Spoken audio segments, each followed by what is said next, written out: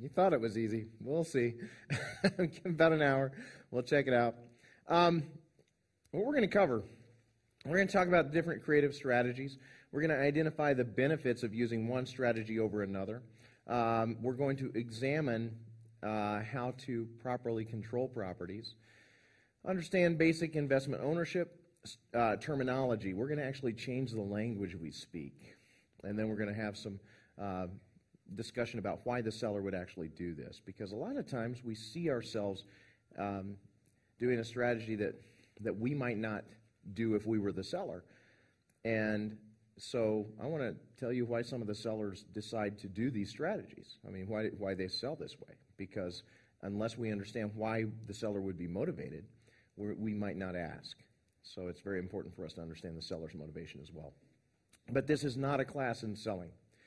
We're going to talk about 10 different strategies in here, and some of these are multiple strategies, or they encompass more than just one strategy. So equity sharing, master lease options,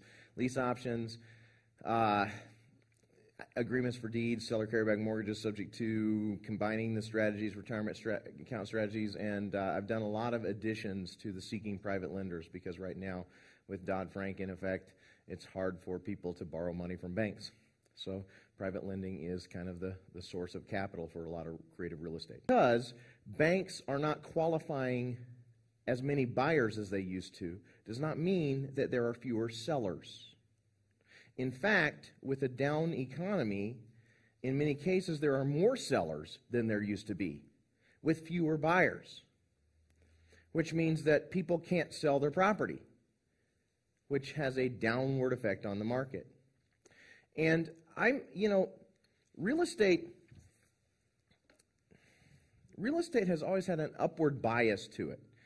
Realtors get paid according to how much that buyer spends.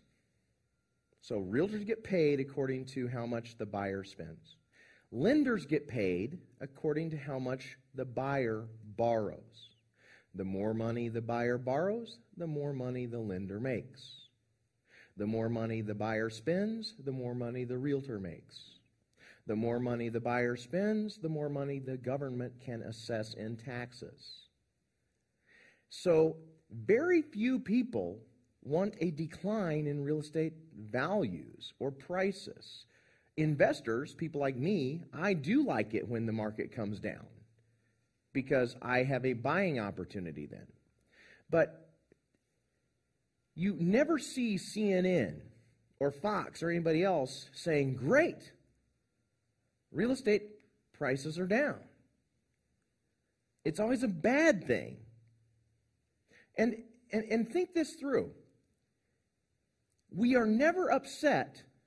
See, they always use the word value. Real estate values are down.